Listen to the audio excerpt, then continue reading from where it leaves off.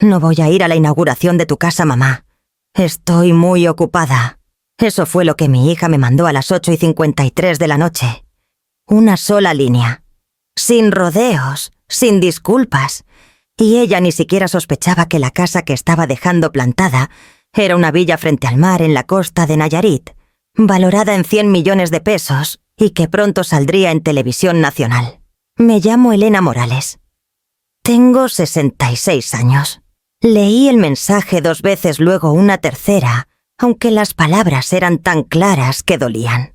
Brillaban en la pantalla, como si no fueran para mí, como si estuvieran destinadas a otra mujer, una más fría, una que ya hubiera dejado de esperar ternura hace mucho, pero iban con mi nombre. Sostuve el celular un rato más, lo justo para que me volvieras a apretar ese dolor conocido debajo de las costillas. Era mi única hija. La persona para quien siempre guardé un cuarto. Aquella a quien imaginé entrando por la puerta con una sonrisa enorme y diciendo: «Mamá, ¿tú sola hiciste todo esto?». Por un segundo me nació otra vez ese viejo impulso de justificarla, de suavizarle el golpe, de repetirme que estaba saturada, que después me lo compensaría. Me lo había repetido durante años. Se volvió un rezo callado cada vez que la distancia crecía y las excusas se hacían más flacas. Pero esta vez, algo se movió dentro de mí. No fue coraje. No fue amargura. Fue más bien como soltar despacito un aire que llevaba décadas aguantando. Escribí 2 palabras. Está bien. No por rencor, por claridad. La villa estaba a media luz, como si la casa misma estuviera esperando a ver qué hacía yo. Llevaba años construyéndola literalmente con estas manos y el orgullo terco de una mujer que se sacó la vida de la madera de parota y el acero.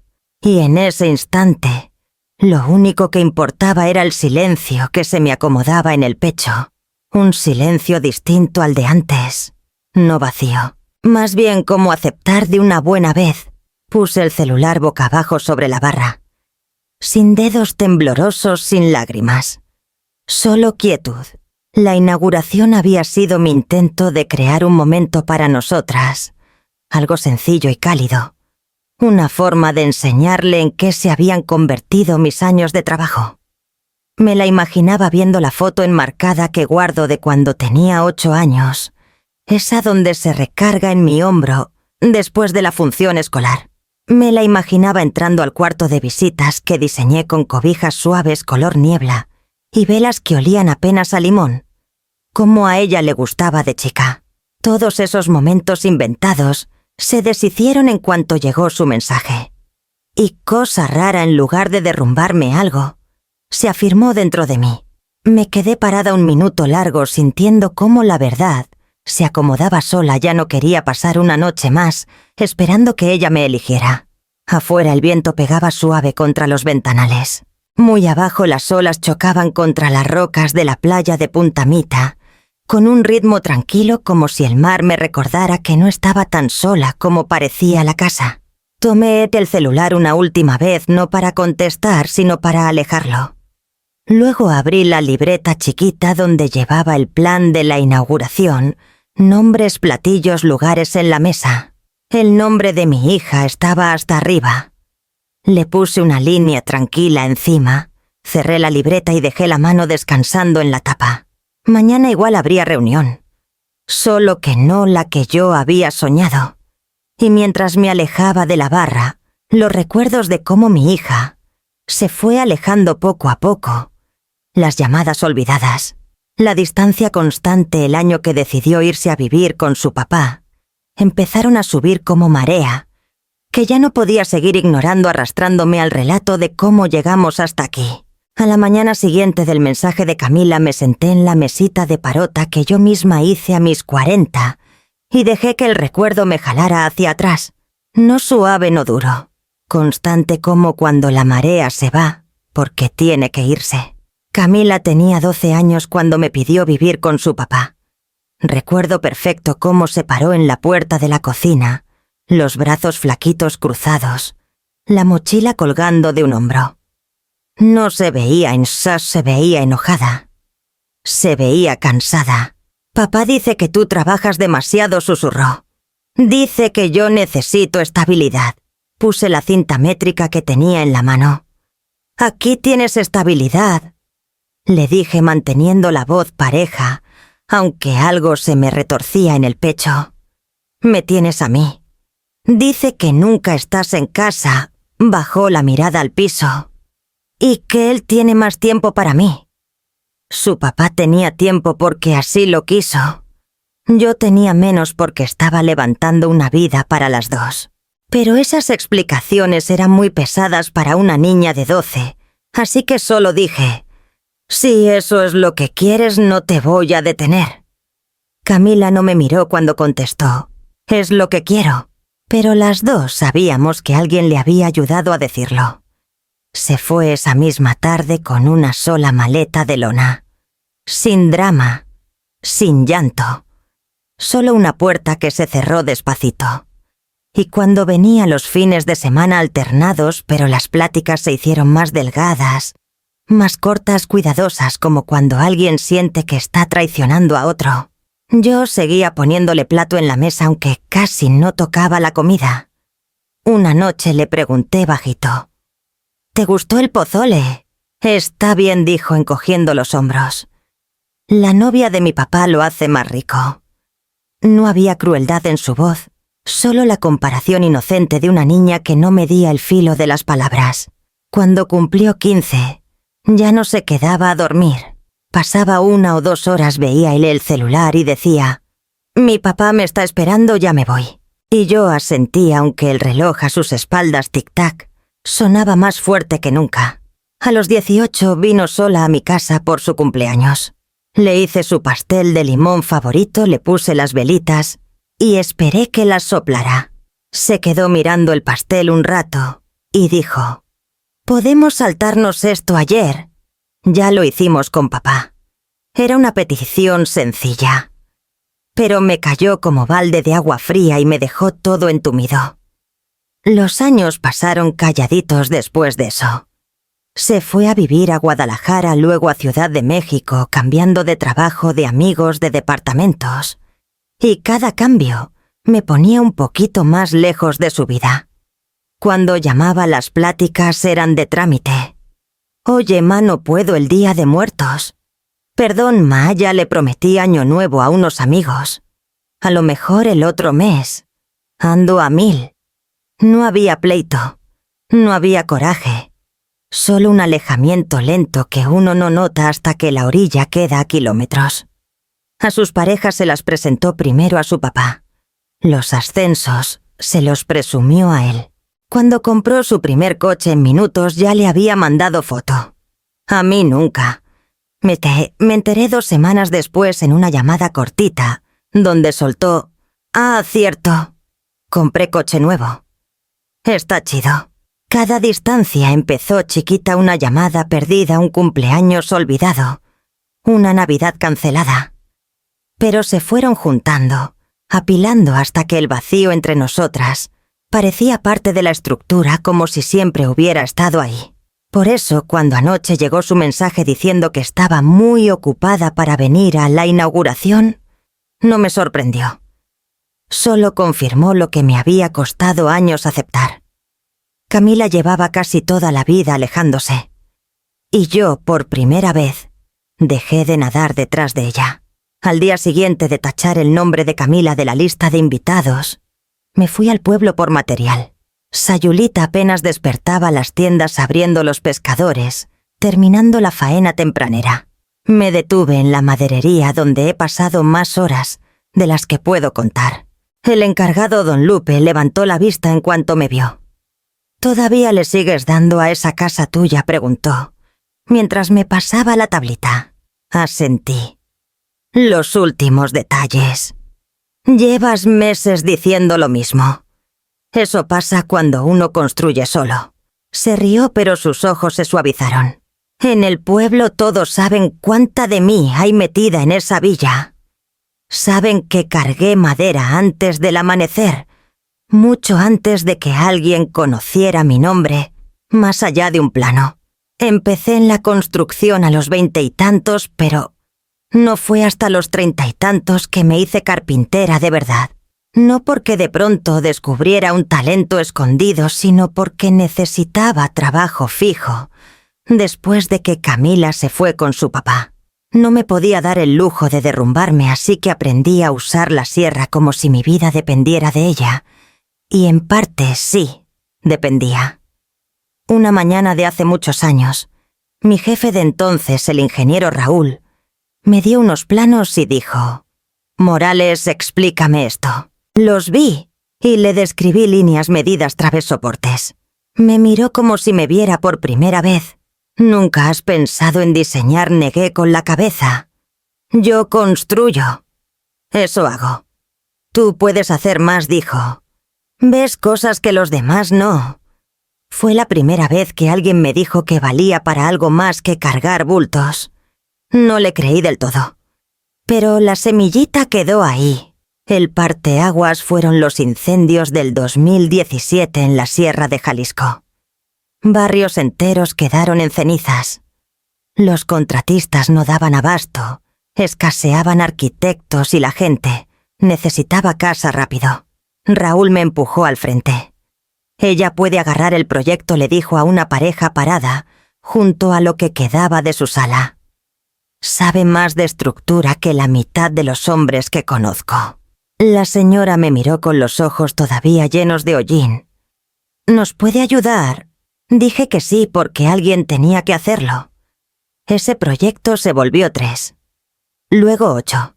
En 2 años ya diseñaba reconstrucciones desde cero, dibujando en la mesa de la cocina, mientras Camila andaba con su papá trabajando, hasta que el lápiz me manchaba los dedos. El dinero nunca llegó a montones. Llegaba a cuentagotas, 15.000 pesos por aquí, 25.000 por allá, ganados a puro sudor y botas de casco. Guardaba todo lo que no se iba en renta despensa o útiles de Camila. A los 50 y tantos, una amiga agente inmobiliario me habló de un terreno olvidado en la punta de Carelleros. «Es muy inestable para la mayoría», me advirtió. «Pero está regalado por eso mismo». «¿Cuánto?». 40 millones de pesos. No era barato en el mundo normal, pero en Costa Nayarita, frente al mar, era casi un milagro. Le dije: «Dame 48 horas». Vacié casi todo lo que había ahorrado en décadas y di el enganche. Los amigos dijeron que estaba loca. Tal vez, pero yo había reconstruido casas sobre terrenos peores. Conocía la roca, conocía la estructura, sabía hacer que las cosas se mantuvieran en pie, donde otros juraban que se caerían. Con los años, llegó el boom turístico, a la Riviera Nayarit. De pronto, el terreno que compré valía muchísimo más. Los desarrolladores dejaron de reírse cuando les conté mis planes. «¿Tú sola vas a construirla?», me preguntaron. Contesté: «Toda mi vida he construido. Esta es la primera vez que lo hago para mí». Y lo hice despacito, viga por viga, quincena por quincena, en las horas calladas cuando nadie miraba. Una mujer con canas midiendo parota hasta que le dolían los hombros, decidida a crear algo que no dependiera de la aprobación de nadie. Cuando esa mañana metí el último pedido de madera a la camioneta, entendí algo sencillo y firme dentro de mí. Cada centímetro de esa villa salió de los años en que dejé de esperar aplausos y empecé a elegirme a mí misma. Ahora solo quedaba decidir quién merecía cruzar esa puerta. Cuando llegué por la grava esa tarde, Sofía, la ingeniera estructural que me ayudó en los primeros años, esperaba junto a su coche, con su tablita en la mano. Viene cada ciertos meses, aunque la casa ya esté terminada. Dice que por costumbre. Yo creo que es más preocupación que costumbre. «¿Pusiste otro soporte extra?», dijo apenas bajé. «Lo veo desde la carretera». «Lo hice», contesté. «El viento ha pegado más fuerte esta temporada». Alzó la ceja. «Ya le habías pasado de soportes al acero. Esta casa nos entierra a las 2. «Prefiero la certeza», dije quitándome el aserrín del brazo. Sofía dio un golpecito con la pluma en la tablita. La construiste como si esperaras que la tierra se moviera. Y se movía, respondí nomás. Entramos. Revisó las traves, los tornillos que ya había apretado 1000 veces. Volviste a usar parota de la región, apuntó. Confío en lo que puedo tocar. Me miró medio divertida, medio preocupada. La mayoría hubiera contratado cuadrilla completa. Tú hiciste el 80% sola. Me mantenía ocupada, contesté. Eso no es lo mismo que feliz. No respondí. Ella mejor que nadie sabe por qué me metí tanto en esta villa, por qué yo misma metí varilla en el risco, por qué me pasé años asegurándome de que cada línea de vidrio y piedra quedara perfecta. Algunas mujeres tejen. Yo construyo. Sofía puso la mano en un poste. Se lo pudiste haber enseñado a Camila. Pude. Pero no lo hiciste. No. Nunca preguntó. Sofía soltó el aire despacio. Construiste una casa de 100 millones de pesos y la única persona a quien querías que la viera no tiene idea. Bajé la mirada al piso. Así es más fácil. ¿Lo es?, preguntó suave. Tomé una llave de la barra. Sofía, por favor, revisa el marco del lado poniente. Anoche creí escuchar un movimiento. Me miró largo rato antes de asentir. Está bien, pero un día vas a tener que hablar con ella. Tal vez dije. Pero no hoy. Trabajamos en silencio, ella midiendo, yo apretando tornillos. La casa respondía con su quejido, bajo de siempre madera, acomodándose al acero vidrio, respirando con el viento del mar. Era el idioma que mejor entendía. Cuando Sofía terminó, cerró la tablita. Es hermosa, Elena. Es firme, corregí. Es las dos cosas, dijo caminando a la puerta. Construiste algo fuera de serie. La vi irse y cerré tras ella. La villa quedó callada y sólida y a mi alrededor, cada centímetro hecho por mis manos. Y aún así la persona por quien una vez lo hice todo, seguía sin estar adentro. La primera vez que apareció el scout de un programa de casas, pensé que era turista perdido. Punta Mita está llena de ellos, gente que se mete por los caminos del acantilado con la cámara al cuello convencida de que descubrió el paraíso virgen. El tipo se paró al borde de mi entrada con una chamarra rompevientos, libreta en mano y entrecerrando los ojos hacia la villa, como si fuera un rompecabezas. Señora, usted es la dueña, dudé. ¿Quién pregunta? Se acercó con sonrisa profesional. Luis Rivas, busco propiedades para un programa de televisión. Estamos grabando un especial de construcciones frente al mar. Un contratista del pueblo recomendó su casa. Se me apretó la mano alrededor de la bolsa del mandado. Mi casa no está en venta. No, nada de eso, se rió. Queremos presentarla. El diseño, los materiales, la historia detrás. Una casa colgada en el acantilado así es algo que casi no se ve. Cambié el peso de pie. La construí casi toda yo. Sus cejas se dispararon hacia arriba. Ese es exactamente el tipo de historia que buscamos. Me deja ver por dentro. Una parte de mí quiso decir que no. La idea de extraños caminando por lo que hice con estas manos me parecía invasión. Pero otra parte, la que no quería admitir que existía, sintió curiosidad. Después de décadas de ser invisible, que alguien te viera de pronto era una tentación rara y peligrosa. Está bien, dije. Pero no toquen nada. Adentro Luis caminó despacio, casi con respeto, como quien entra a una iglesia. ¿Usted misma diseñó estas uniones de viga?, preguntó pasando el dedo por arriba de la parota sin tocarla. Sí, señaló la pared de vidrio que da al mar. El marco de acero tuvo que salir carísimo. Salió en años, contesté. No en dinero. Se quedó callado. Algo se le suavizó en la cara. Señora Morales, con su permiso, me gustaría proponerla para episodio completo. Aquí hay una historia que la gente quiere escuchar. Sonreí sin calor. A la gente le gustan las historias de casas. no de las mujeres que las construyen. Me miró serio. Hay veces que les gustan las dos cosas. Lo acompañé hasta afuera. ¿Qué necesitan de mí? Un recorrido con cámara. Tal vez una entrevista corta. Nada invasivo. ¿Cuándo? En 2 meses. Si usted dice sí. La pregunta quedó colgando. Mi instinto era negarme, pero la idea de que esta casa, mi casa, quedara grabada antes de que el tiempo la cambiara, me jaló. Va, dije. Lo hago. Cuando Luis se fue, me quedé en la terraza con el viento revolviéndome el pelo. Por primera vez en mucho tiempo imaginé a Camila viendo el programa. Imaginé que viera lo que construí. Tal vez sintiera algo. Sorpresa, orgullo, arrepentimiento. Pero el pensamiento se apagó casi de inmediato. Camila llevaba años sin interesarse por mi trabajo. Vería el programa solo si alguien se lo mandaba. Y aún así quizás se encogiera de hombros y dijera: «Está bonito, ma», como quien habla de un día soleado que no importa. Aún así, 2 meses después empezaron las grabaciones. La cuadrilla llegó tempranito.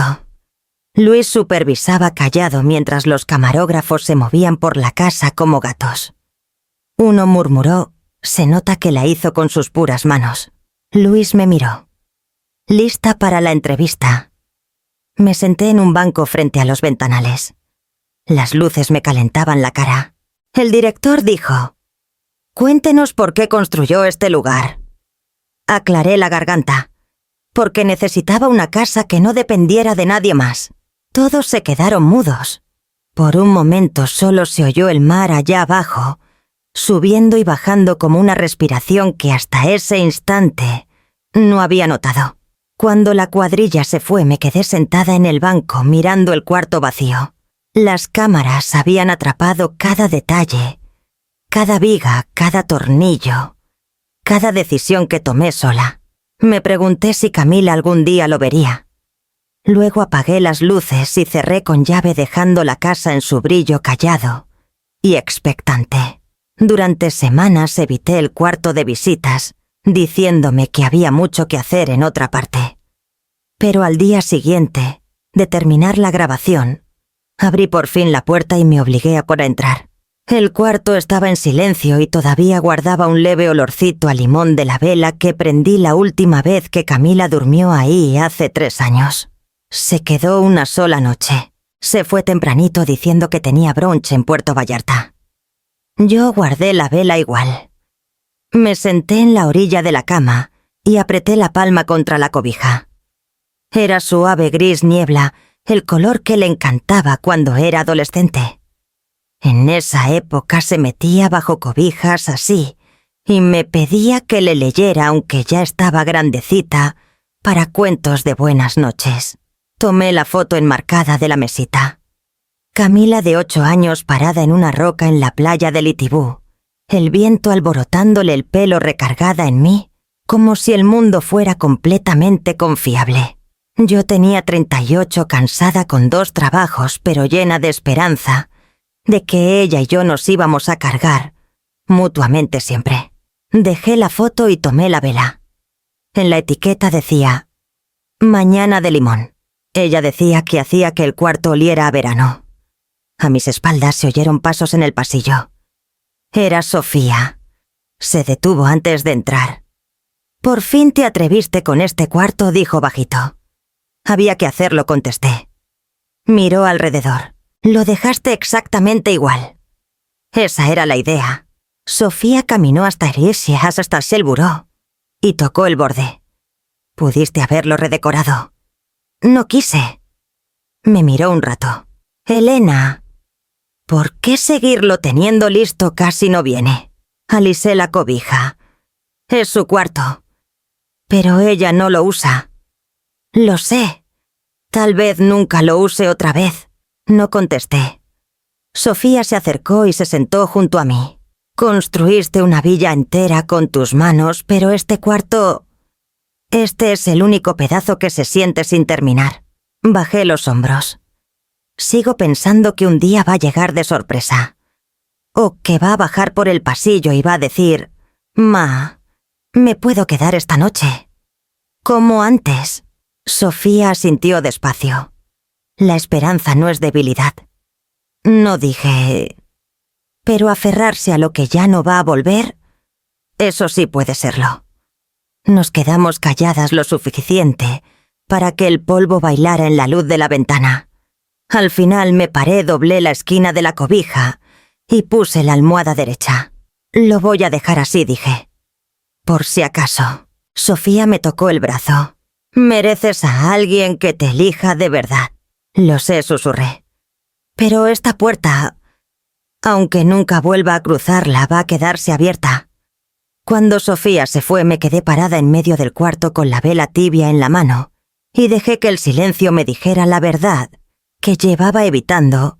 Hay cuartos que uno deja listos, no porque alguien vaya a llegar, sino porque una madre no se atreve todavía a cerrarlos. Abrí la libreta la mañana después de terminar el cuarto de Camila. La lista de invitados seguía ahí escrita con mi mejor letra. Su nombre estaba hasta arriba rodeado 2 veces. Puse la punta del pluma encima un rato largo. Luego le puse una línea recta encima. La tinta no tembló. Mi mano no tembló. Se sintió menos como borrarla y más como aceptar por fin la verdad. Ella se había borrado sola mucho antes de que yo tocara la hoja. Unos golpecitos suaves en la puerta abierta de la cocina. Sofía entró sin esperar invitación. Otra vez trabajando haciendo cambios.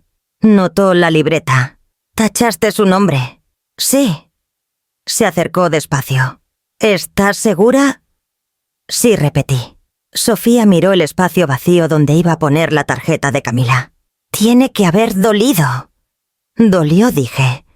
«Pero dejarlo ahí duele más». Dejó que el silencio se asentara. Luego señaló las hojas en blanco. «Y ahora que empiezo de nuevo». Pasé página limpia y escribí arriba gente a la que siempre quise invitar, y nunca lo hice. Sofía se acercó más. «¿Qué significa eso, que voy a invitar a personas que saben quedarse?», dije. Personas que nunca tuvieron asiento reservado en ninguna parte. El primer nombre que escribí fue Don Isaac Morales, el vecino viudo que lleva 3.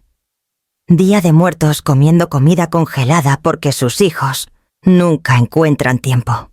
El segundo fue Lila Torres, mi excompañera de trabajo, la calladita que siempre le pedían que tomara las fotos en las posadas, pero nunca salía en ellas. Luego, mi sobrina Regina, la que en todas las reuniones familiares la hacen a un lado porque habla mucho y siente demasiado.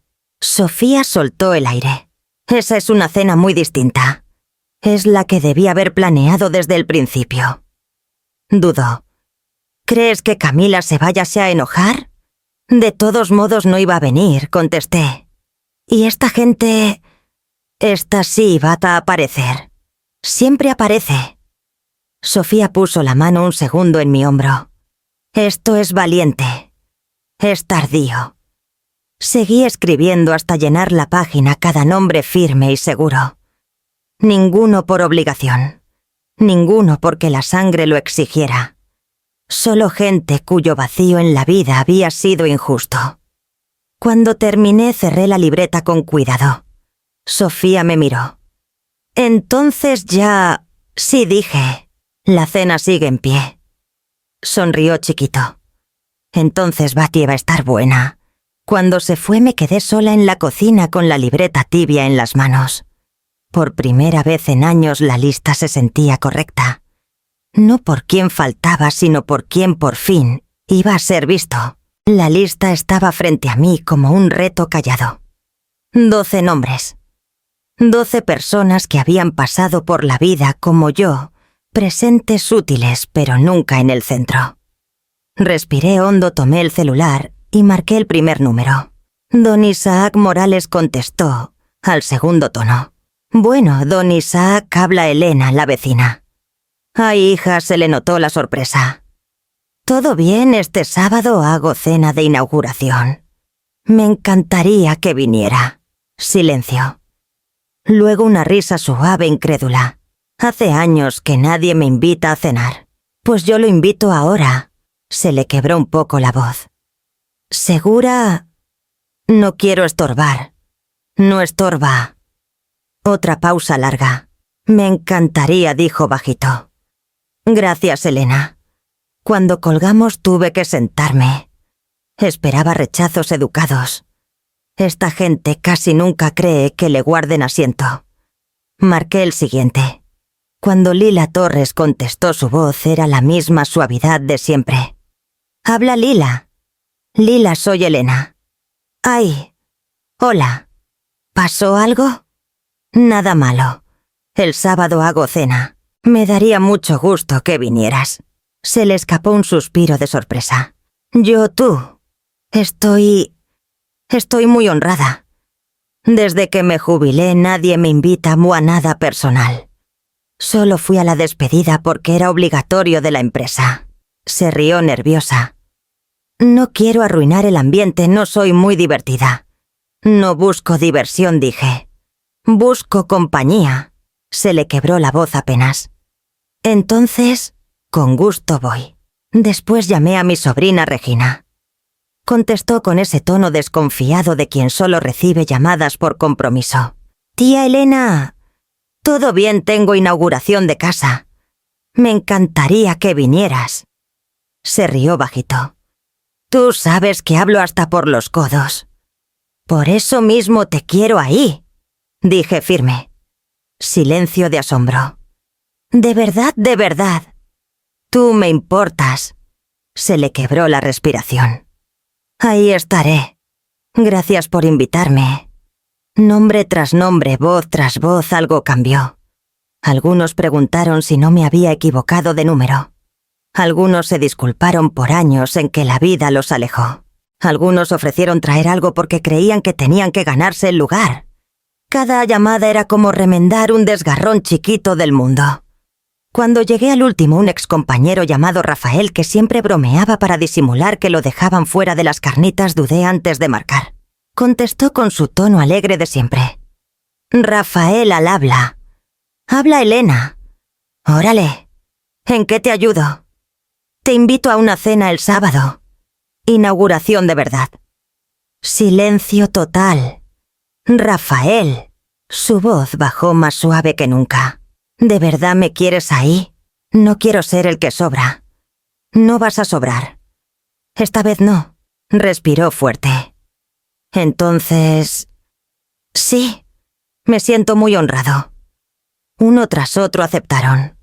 No por compromiso, sino con incredulidad, con alivio, con un calor que no esperaba recibir, de casi desconocidos. Cuando colgué la última llamada me quedé sola en la isla de la cocina. La casa estaba en silencio, pero ya no se sentía vacía. No eran gente con familias perfectas. No eran gente con Navidad ruidosa ni posadas llenas. Eran los que siempre les pedían que se hicieran a un ladito, que bajaran la voz, que cedieran su asiento o que fingieran que no les dolía quedar fuera. Eran gente que nunca tuvo mesa. Y por primera vez en mucho tiempo, entendí que los quería. Los quería de verdad en la mía, no para salvarlos, sino porque ellos entendían lo que significa aparecer cuando nadie más lo hace. Cerré la libreta despacio. Los nombres ya no se sentían como sustitutos. Se sentían como principios. Para la mañana siguiente, la casa ya no se sentía como un lugar esperando a Camila. Se sentía como un lugar esperando a todos los que dijeron sí, sin pensarlo dos veces, sin condiciones, sin necesitar que los convenciera de que valía la pena venir. Entré a la sala con la libreta bajo el brazo. La mesa larga seguía desnuda un tramo sencillo, tramo de parota y acero paralelo al ventanal. Durante años me imaginé a Camila sentada en la cabecera, pero esa imagen ya no me tenía atrapada. Pasé la mano por la superficie lisa. Necesitas ser igual, murmuré. ¿Qué necesitas ser igual? La voz de Sofía vino de atrás.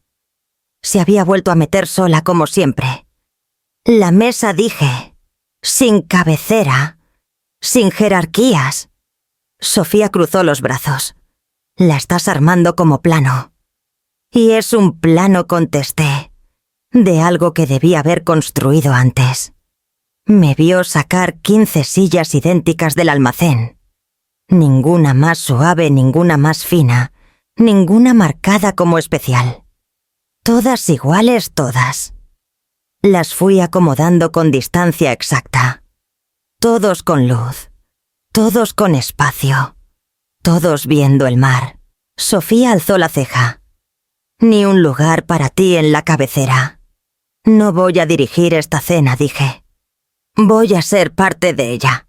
Volví a la mesa y saqué el cartón grueso que compré el día que Camila me mandó el mensaje. Destapé un pluma, respiré hondo y empecé a escribir cada nombre despacio, con buena letra, apretando lo suficiente para que la tinta quedara bien negra. Arriba de cada tarjeta escribí: «Aquí cabes». Sofía se acercó. «Ese es un mensaje fuerte». «Es verdad», contesté. «Y es algo que nunca dices en voz alta. Por eso lo escribo». Me vio recorrer la sala poniendo las tarjetas. La primera junto al lugar de don Isaac. Imaginé su gratitud callada, esos hombros siempre encogidos, esperando que lo corrieran. La siguiente fue para Lila, que 20 años le olvidaron el cumpleaños en la oficina. Luego la de Regina, la loca, la intensa, que nunca cupo en las reuniones familiares tiesas. Y así hasta que la mesa se sintió llena solo con la promesa de sus nombres. Sofía habló por fin. «Van a sentir todo esto, Elena». «Eso espero», dije. «Eso quiero». Se le suavizó la mirada. Y Camila, la tarjeta que tenía en la mano no llevaba su nombre. No necesita lugar puesto hasta que ella decida sentarse. Sofía soltó el aire por la nariz. «Eso es nuevo oírte decirlo. Estoy cansada de guardar espacios que nadie usa». Puse la última tarjeta y di un paso atrás. El cuarto se sentía distinto, como si alguien hubiera abierto una ventana que llevaba años cerrada. Sofía me miró más suave que de costumbre. «Construiste una casa, Elena». «Pero esto», señaló la mesa, «es la primera vez que se siente que construiste lugar para vivir». Cerré la libreta. No dije: «Es la primera vez que construyo lugar donde pertenezco». Me fui a la cocina lista para el trabajo que todavía faltaba. Por primera vez el trabajo se sentía ligero. La noche de la cena la casa se sentía distinta, viva, de una forma que nunca tuvo, cuando me imaginaba a Camila recorriendo sus pasillos. Encendí las velas sobre la mesa larga de parota, cada flama temblando contra el ventanal. No había cabecera. No había rangos. Solo sillas esperando a gente que dijo sí, porque quería estar aquí. Ajusté la última tarjeta cuando escuché grava crujiendo afuera. Don Isaac Morales entró primero con un molde de pay de mango cubierto con papel aluminio. «Espero que no le moleste», dijo. «Es de tienda. Mis habilidades de repostería murieron en el 89. Sonreí. «Está perfecto. Pase». Abrió mucho los ojos al ver todo. «Esto es otra cosa». «Es una casa», dije. «Nada más una casa». Llegó otro coche. Lila Torres entró calladita con una cajita. «Traje té de manzanilla», susurró. «Por si después de cenar...» Lila, la interrumpí suave, «con que estés aquí ya está». Se sonrojó como si no estuviera acostumbrada a que la recibieran así. Fueron llegando más, Regina, entrando como huracán de pura emoción, Rafael, con ramo de flores silvestres, una excompañera llamada Beatriz, que lloraba en el baño en las posadas de oficina porque nunca la invitaban. Llenaron la villa de voces suaves y sonrisas tímidas, las manos llenas de pequeños regalos sin saber cuánto espacio les tocaba ocupar. Sofía llegó de última, colándose callada. «¿Todo listo?» «Ahora que están todos», sí, contesté. Nos juntamos alrededor de la mesa. Un momento nadie se sentó, como esperando que alguien les dijera dónde. Cuando les hice seña de que eligieran libre, se rompió el hielo. Don Isaac escogió una silla del centro. «Se siente raro no sentarme en la orilla», confesó. «Entonces este es tu lugar», le dije. La cena empezó sencilla: verduras asadas, pescado zarandeado, pan todavía tibio. La plática salió con pena hasta que Regina, que nunca se calla, rompió el silencio.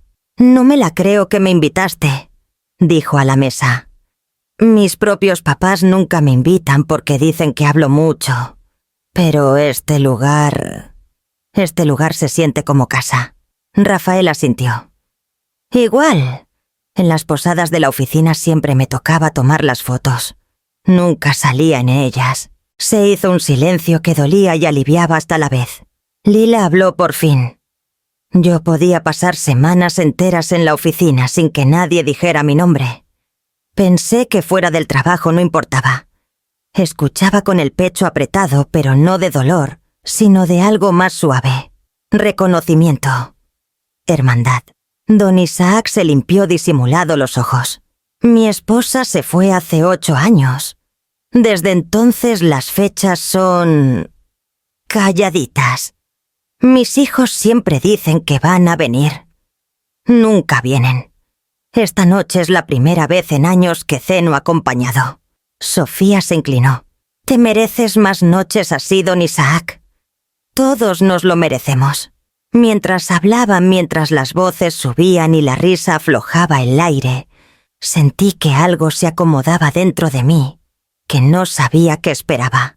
Me senté entre ellos, no en la cabecera, no en el centro, solo parte de la mesa. Por primera vez en años no sentí el peso de la ausencia de Camila sobre los hombros. En un momento Beatriz me tocó la mano. «Gracias por invitarme. Nunca me había sentido elegida». «Lo estabas», dije. Todos lo estaban. Se hizo un silencio lleno, no pesado. Rafael levantó su copa. «Por Elena», dijo despacio, «por darnos asiento que no sabíamos que nos tocaba». Alzaron las copas. Sentí calor subiéndome por el pecho, firme y nuevo. No, dije bajito. «Por ustedes, por aparecer». La cena siguió con historias, recuerdos y la risa que solo sale cuando la gente se siente segura por fin. Los miré no como sustitutos, no como suplentes de la hija, que eligió otra vida, sino como compañía de verdad, conexión de verdad, presencia de verdad. Y por primera vez desde el mensaje de Camila, el asiento que le guardé ya no se sentía vacío. Se sentía simplemente innecesario. Cuando lavamos los trastes y las velas se consumían, don Isaac se quedó un rato más. Elena dijo suave: «Esta fue la noche más cálida que he tenido en mucho tiempo». «La mía también», contesté. Cuando todos se fueron, la villa volvió a su ritmo callado. Pero era otro silencio más ligero, más firme, lleno de ecos de voces que por fin tuvieron lugar. Cerré la puerta, toqué el respaldo de una silla todavía tibia y entendí que ya no estaba sola en esta casa. Ni esa noche, ni nunca más. El programa salió un jueves por la noche. Yo no pensaba verlo. Después de la cena, la casa se sentía llena por primera vez en años, y no quería que el ruido de la tele rompiera la calma que quedaba en las paredes. Pero todo el pueblo parecía saber la fecha, y para las 5 de la tarde ya tenía hasta el celular lleno de recordatorios que no pedí. A las 6 tocaron la puerta. Abrí, y era Rafael con tazón de palomitas. «Dijiste que no ibas a ver sola», dijo. «Nunca dije eso». No hizo falta. Antes de que discutiera, llegó Regina con aguas frescas. «Lila con cobija, por si el aire acondicionado». Don Isaac trajo bocina pequeña, porque la villa merece buen sonido. Mis invitados de la cena llenaron otra vez el espacio de risas. «Va», dije alzando las manos. «Lo vemos». «Pero si me da pena lo apago». «Sin promesas», sonrió Rafael. Cuando la toma aérea pasó por las rocas de Carelleros y subió hasta la villa, todos se callaron. Luego salió mi voz grabada, firme y tranquila. Cuando diseñé esta casa quise que cada viga significara algo. La justicia también es arquitectura, o la construyes o no existe. Regina susurró. Eso dijiste, está... precioso. Me ardió la cara. Lo editaron. ¿Tú lo dijiste igual? Respondió. El programa recorrió la casa, mis manos midiendo parota, mis dibujos sobre la mesa, la cámara, atrapando cómo acaricio las vigas como si las escuchara. La voz en off de Luis me describió como una mujer que reconstruyó su vida viga por viga. Lila se acercó. «Te vieron, Elena. De verdad te vieron». No alcancé a contestar. El celular vibró sobre la mesa. 1, 2, 3 veces. La pantalla se iluminó con el nombre que había tratado de sacar de mi cabeza Camila. Rafael lo vio primero. «¿Quieres que lo silencie?» No dije aunque la palabra pesó. «Déjalo sonar». Minutos después llegó mensaje. «Ma, ¿por qué no me dijiste que la casa era así?» Otro. «Todo mundo está aún hablando». «Y luego llámame». Me da mucha vergüenza ajena. Apagué la pantalla y la puse boca abajo. Todos fingieron no mirar, pero el silencio quedó flotando. Don Isaac habló bajito. «No le debes nada esta noche». «Lo sé», dije. «Pero sigue siendo mi hija». «Puede ser las dos cosas», respondió. «Y tú puedes cuidar tu paz igual». El programa siguió. La cámara mostró la mesa larga que puse para ellos, las tarjetas con «Aquí cabes en mi letra imperfecta». Regina soltó lagrimita. «Esto lo hiciste para nosotros». «Lo hice para quien necesitara asiento», corregí suave. Cuando terminaron los créditos todos aplaudieron. No fuerte. Solo lo suficiente para llenar el cuarto de cariño en vez de ruido. Rafael me dio palmada en el hombro. «Construiste obra maestra». «Nunca se trató de la casa», dije. «Lo sé», respondió. «Y ojalá ella también lo entienda algún día». No contesté. El celular volvió a vibrar el nombre de Camila iluminando la pantalla, pero no lo tomé. Todavía no. La casa ya no se sentía esperando su llamada. Se sentía de pie sola por fin. A la mañana siguiente del programa la villa se sentía rara, como si el silencio hiciera más ruido que nunca. No era la casa, era mi celular. Ya había vibrado 2 veces antes de llegar a la cocina. Cuando encendí la tetera ya iban 4. «Camila». Su nombre llenaba la pantalla como si hubiera estado esperando años el momento perfecto para aparecer. Dejé que sonara hasta que se cayó. 1 minuto después vibró otra vez. Y otra. Por fin llegó mensaje. «Ma, ¿por qué no me dijiste que la casa era así?» Puse el celular boca abajo y serví el té. La taza me tembló apenas lo suficiente para recordarme que esto no era fácil aunque me hiciera la fuerte. Otra vibración. «Todo mundo lo está comentando. No tenía idea que estabas construyendo algo tan grande». Y luego... «Me llamas, es importante». Dejé la taza. No estaba enojada. No quería hacerle daño. Pero después de décadas siendo yo la que estiraba la mano, la que suavizaba, la que se acercaba, necesitaba espacio para respirar, sin que ella me quitara el aire. Otra llamada. Y otra. Me fui a la sala y me hundí en el sillón. El celular seguía vibrando sobre la barra, moviéndose milímetros con cada intento. No me movía de detenerlo. Toquido suave en la puerta. Abrí Lila parada con bolsa de mandado. «Interrumpo, no». «Pasa». Entró y vio el celular vibrando. «¿Llama mucho?» «Sí». «¿Vas a contestar? Todavía no». Asintió despacio. «Tú siempre le contestas». Antes dije... Cuando ella dejó de contestarme yo, Lila dejó el mandado. «¿Sabes? A veces el silencio no es muro. A veces es frontera». Antes de que respondiera llegó otro mensaje. «Ma, me da mucha pena que la gente de mi trabajo lo vio antes que yo». Lila frunció el ceño. «Pena. ¿Por qué Es Camila, dije. Su mundo se trata de verse bien ante la gente correcta. Y el tuyo. Mucho tiempo se trató de quererla aunque no me viera. Lila se sentó junto a mí. Lo que decidas que sea cuando estés lista. No cuando ella lo exija. Otra vibración larga. Notificación de buzón. Luego otra. Y otra. No los escuché. Al mediodía ya llevaba más de 20 llamadas perdidas. Salí a la terraza lejos del ruido. El viento del mar no me pedía nada. Solo estaba ahí presente, dejándome existir sin tener que actuar. Atrás el celular seguía sonando por la puerta abierta. Llegó Sofía más tarde. Vi tu entrada vacía. Vine a ver cómo estás. Ya sabías que no iba a contestar. Sé que no te había llamado tanto en 10 años, dijo. Es verdad. Miró la pantalla iluminándose otra vez.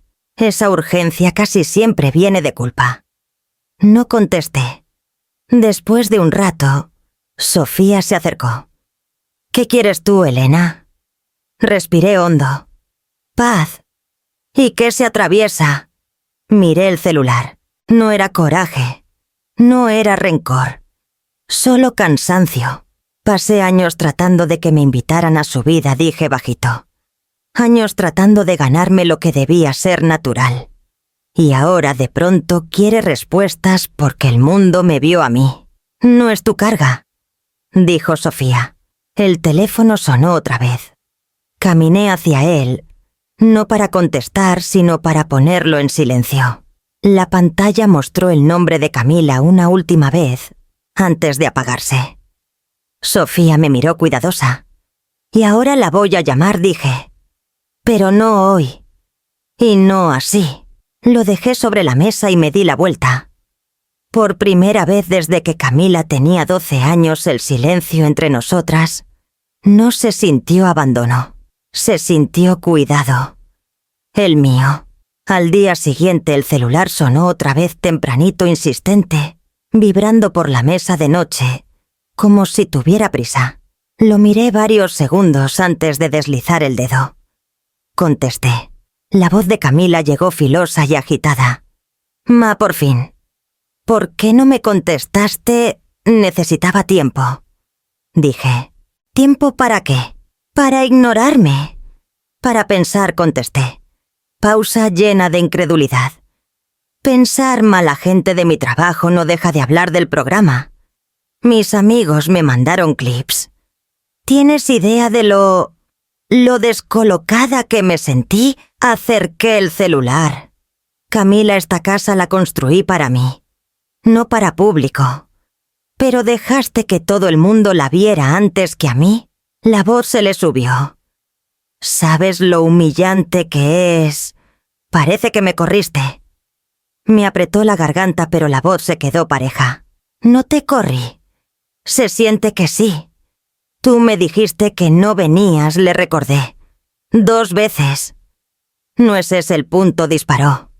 Me hiciste que pareciera la hija peor del mundo, en televisión nacional. No te mencioné ni una vez. No hizo falta. Todos preguntan por qué no estaba. Lo dejaste clarísimo. Cerré los ojos. No dejé nada claro. La verdad ya estaba ahí. Se le cortó la respiración, mitad coraje, mitad otra cosa.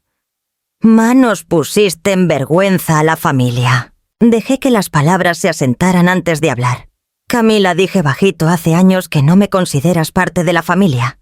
No es justo. Es honesto. Silencio. Por fin dijo. Estaba ocupada.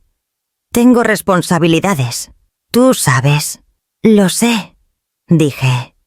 Siempre has estado ocupada. Entonces ahora me estás castigando. No contesté. Solo te explico lo que nunca preguntaste. Pausa larga. ¿Qué se supone que significa eso? Que te excluiste sola mucho antes de esta inauguración. La escuché tragar saliva.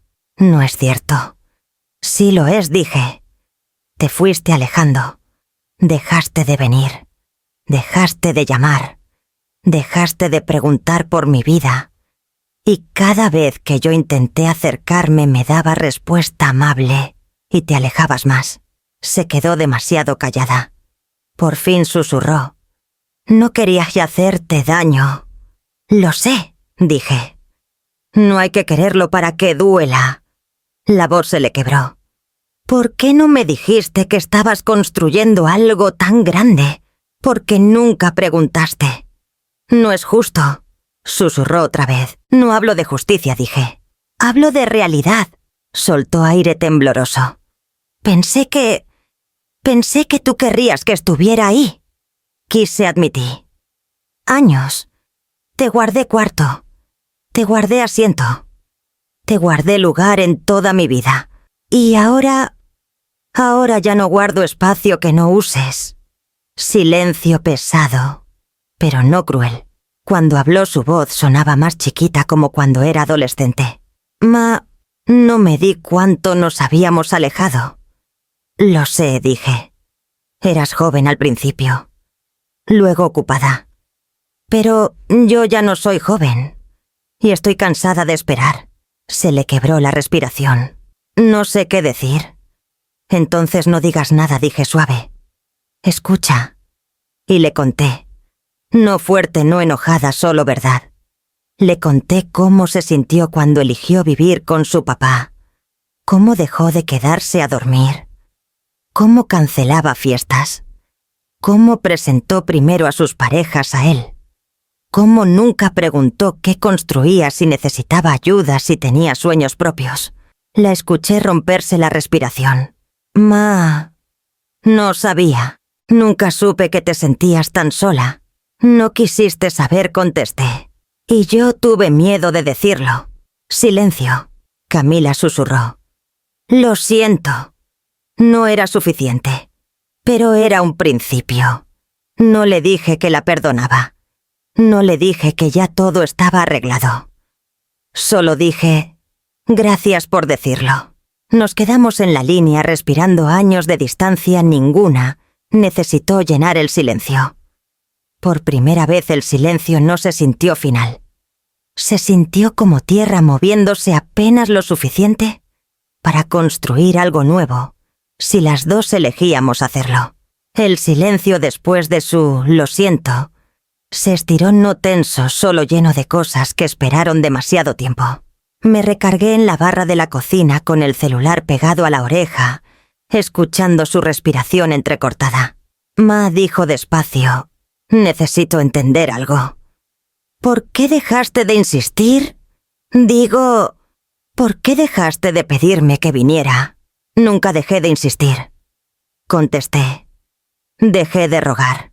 Hizo un ruidito que no supe si era dolor o reconocimiento. No sabía que te sentías así. No sabía cómo decirlo, contesté. Cada vez que te buscaba estabas ocupada. Cada vez que te invité tenías planes. Al final entendí que necesitabas espacio. Y te lo di. No era lo que quería, dijo bajito. Nunca me dijiste qué querías. Se le cortó la respiración. Pensé que tú sabías. Cerré los ojos. Pasé la vida adivinando qué necesitaban los demás. Tu papá. Tú. Compañeros. Hasta extraños. Traté de ser alguien que valiera la pena elegir. Camila susurró. Siempre valiste la pena. Entonces, ¿por qué no me elegiste? Pregunté sin acusar, solo verdad. Silencio largo. Cuando habló la voz se le quebró. Porque estaba enojada. Me enderecé. Enojada conmigo, sí. Cuando el divorcio papá me dijo que tú elegiste el trabajo antes que a nosotros. Que nunca ibas a mis eventos porque estabas cansada. Que no te importaba suficiente. Las palabras dolieron, pero ya las conocía. Camila, tu papá sabía que yo tenía 2 trabajos para pagar la casa que él dejó de mantener. Se le cortó la respiración. No me dijo eso. Rara vez decía lo que lo hacía quedar mal. Se oyó roce de tela seguro limpiándose lágrimas. Pensé que no querías estar conmigo. Quería estar todos los días, dije. Solo que no siempre podía pagar el estar. ¿Por qué no me lo dijiste? Eras niña, contesté suave. Merecías infancia, no lista de sacrificios. Silencio. Luego creí que querías más al trabajo que a mí. Te quise tanto que me aterraba, dije. Trabajé para que no te sintieras chiquita nunca. Se le escapó sollozo. Siempre me sentí chiquita junto a ti. Fruncí el ceño. Chiquita, tú construías, arreglabas, parecías tan segura.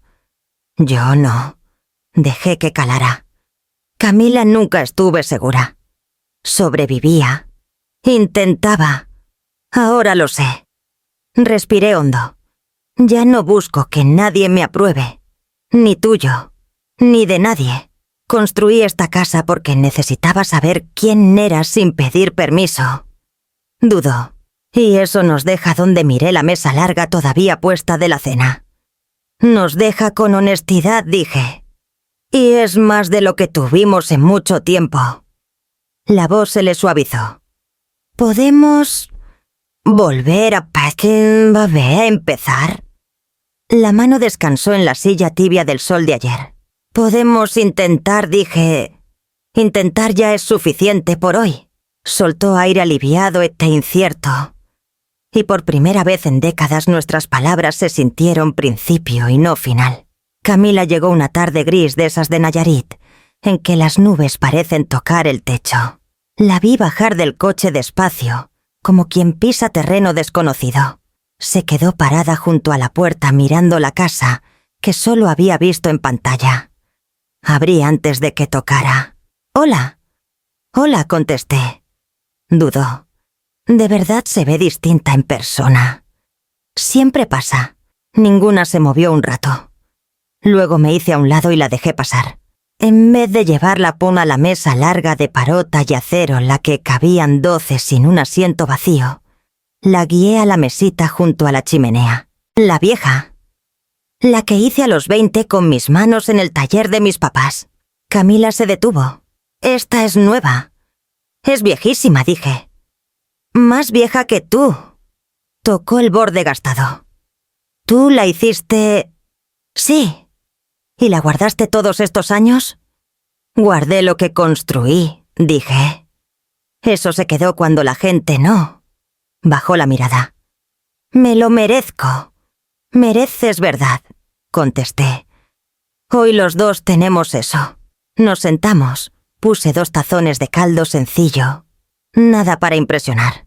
Camila probó una cucharada y suspiró. «Olvidé lo rico que cocinas». «No olvidaste», dije suave.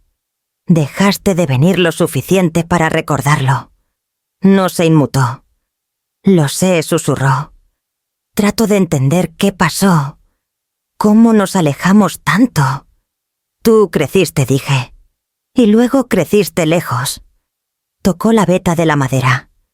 Pensé que tenía que hacerlo. ¿Por qué? Porque papá dijo que tú no me necesitabas, que eras más fuerte sin mí. Y parte de mí le creyó. Siempre parecías suficiente. Tenía que serlo, contesté. No había nadie más. Se le hundieron los hombros recordándome a la niña que se metía a mi cama después de pesadillas. Ojalá hubiera preguntado. «Ojalá hubieras preguntado», contesté. Soltó aire tembloroso.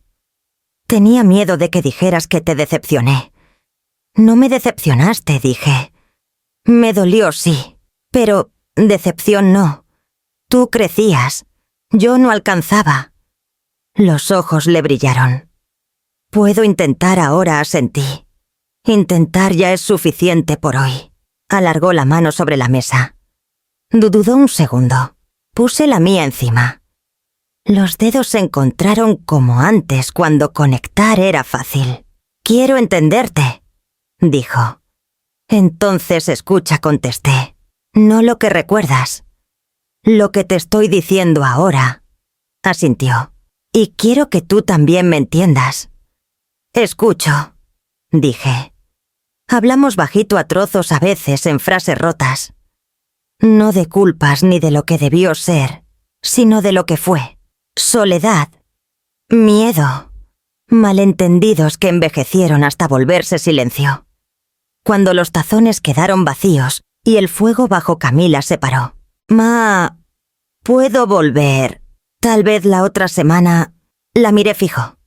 «Sí, puedes», soltó aire pequeño y frágil alivio. Caminamos juntas a la puerta. Olía ponda, sal y parota. Antes de meterse al frío se volvió. «Gracias». «Por esta mesa», susurró. «Siempre estuvo esperando», contesté. Asintió entendiendo más que las palabras.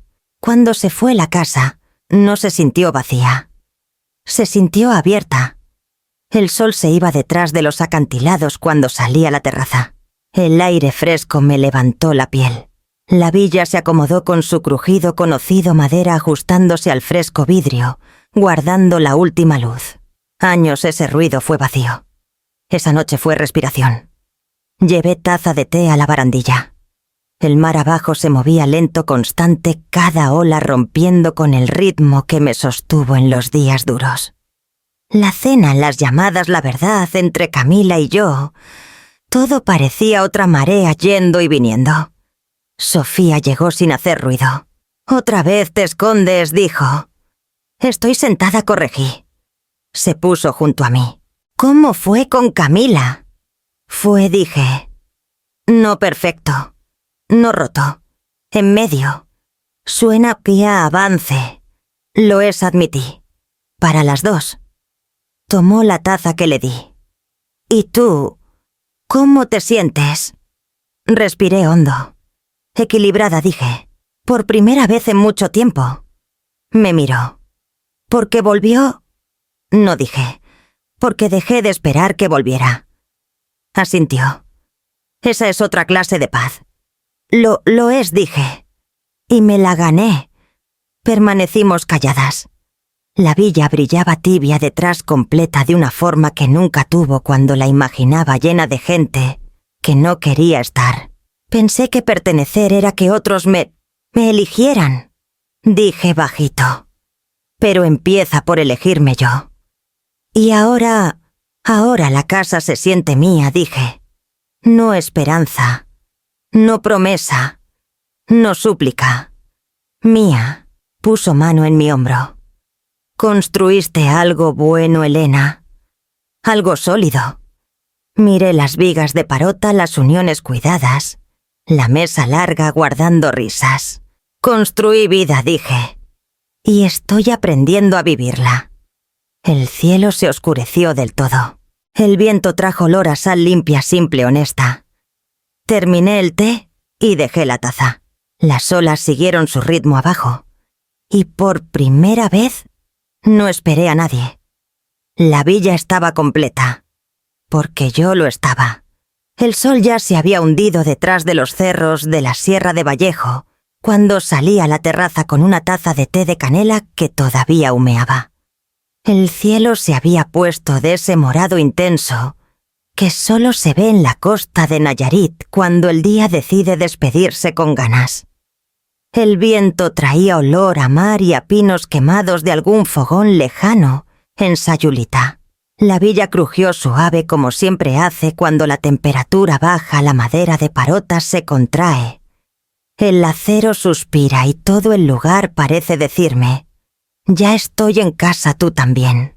La mesa larga estaba recogida, las velas guardadas, los platos lavados y puestos a escurrir desde la mañana. Solo una silla quedaba fuera de lugar.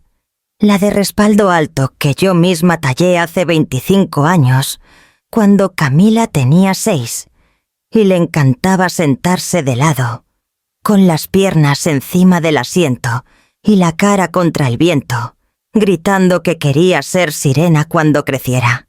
Esa silla seguía ladeada hacia el mar, como si todavía esperara que alguien llegara corriendo descalzo a reclamarla.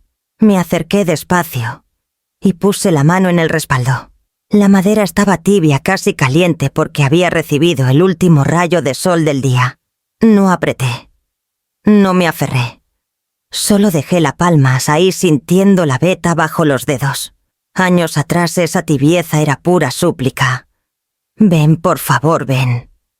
Ahora era otra cosa. Era posibilidad. Era recuerdo vivo pero ya no herida abierta. Detrás de mí se abrió la puerta corrediza con ese sonido característico de vidrio sobre riel que yo misma engrasé 1000 veces. Pasos descalzos sobre la duela. No tuve que voltear para saber quién era. «¿Esa... sigue siendo mi silla?», preguntó Camila con voz chiquita casi de niña otra vez. Sí, contesté sin soltar el respaldo. Siempre fue. Se acercó hasta quedar a mi lado. Olía a shampoo de coco y al nerviosismo que trae el que sabe que está pisando terreno sagrado. Miró la silla como si fuera reliquia. Siempre dejaste una abierta, dijo. Hasta cuando no la merecía. Me giré hacia ella. La luz del crepúsculo le pintaba el rostro de dorado y violeta. Ya no era la niña de las trenzas deshechas, ni la adolescente que se encerraba en su cuarto con audífonos. Era una mujer de 30 y tantos que por primera vez parecía no saber dónde poner las manos. «Te fuiste, Camila», dije sin dureza, solo con claridad. Pero la silla quedó porque quería creer que un día volveríamos a encontrarnos. No para que siguieras ausente, sino para que cuando decidieras regresar hubiera lugar sin tener que rogarlo. Ella tragó saliva. Los ojos le brillaron. «¿Y ahora? Ahora la silla está si la quieres», contesté. «Pero ya no me siento en ella a esperar que llegues. Vivo alrededor. La terraza es grande. La mesa es larga. La casa está llena de gente que sí eligió aparecer. Tú decides si quieres ser parte o seguir de visita». Camila sintió lento como quien recibe un golpe suave, pero necesario. Dio un paso al frente y tocó el respaldo con la punta de los dedos, apenas rozando. «¿Puedo sentarme?» «Siempre pudiste», dije. «La pregunta es, si quieres». Se sentó despacio con reverencia, como quien por fin entiende el peso de lo que le están ofreciendo. Se acomodó de lado igual que de niña, piernas recogidas, barbilla sobre las rodillas, y miró el mar que ya se fundía con la noche. El viento le revolvió el pelo y cerró los ojos un segundo, como si estuviera recordando cómo se siente ser pequeña y protegida. Yo me senté en la silla de junto, dejando un espacio entre nosotras, no distancia. El espacio justo para que ella pudiera acercarse si quería o quedarse ahí, si todavía necesitaba respirar. Durante un rato largo solo se oyó el mar rompiendo abajo y el canto lejano de un chachalaca que se negaba a dormir. «Ma», dijo al fin voz temblorosa, «gracias por no rendirte conmigo». Sonreí apenas. «Renuncié a esperar sentada», contesté. «No a la esperanza. Hay diferencia». Se le escapó una lágrima que no intentó esconder. La dejó correr hasta la barbilla y caer sobre la madera. «Quiero ganarme esta silla de nuevo», susurró. «No porque me la debas, sino porque quiero merecerla». «No tienes que ganarla», dije. «Solo tienes que aparecer. Día tras día. Llamada tras llamada. Café tras café. Eso es lo que hacen las personas que quieren pertenecer». Asintió con la cabeza fuerte como quien firma un contrato con el universo. «Entonces apareceré», dijo. «Aunque me dé miedo. Aunque a veces falle. Aunque tenga que aprender de nuevo cómo se hace esto de ser hija». Extendió la mano hacia mí, palma arriba, temblorosa. Dudé un segundo eterno. Luego puse la mía encima. Sus dedos se cerraron alrededor de los míos, con la misma urgencia que tenía a los 5 años cuando se perdía en el mercado y me encontraba entre la gente. Nos quedamos así, 2 mujeres adultas tomadas de la mano sobre una silla vieja que había esperado más de 20 años para volver a ser ocupada por su dueña legítima. Abajo las luces de los pescadores empezaron a encenderse en la bahía como luciérnagas sobre el agua. Arriba las primeras estrellas se prendían una a una. En la mesa larga mi celular vibró otra vez con notificaciones del programa. Comentarios, mensajes, gente que decía que gracias a la historia había llamado a su mamá, a su papá, a su hijo. Alguien escribió: «Aprendí que el perdón no es olvidar, es dejar de esperar que el pasado sea distinto». Otro: Gracias por recordarme que una casa se construye primero desde adentro. Sonreí sin soltarte la mano, Camila. Si estás viendo esto, dije en voz alta, hablando al viento, al mar, a quien quisiera escuchar. Dale like, comenta. Comparte. No por mí.